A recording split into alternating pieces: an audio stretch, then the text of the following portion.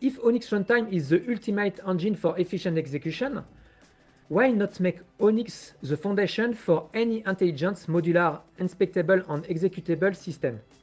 That's the vision we are building with SOTA. And because ONNX Runtime is today most efficient execution engine, and because Graiphic is the only actor in the world providing a true native ONNX editor, not conversion, not export, but fully native edition, orchestration and execution, and all in LabVIEW, so you can import, edit, create, modify, you can do what you want in graph technology with ONNX.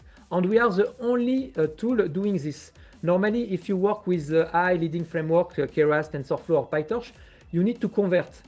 But in your technology, we are not in conversion, we are just native.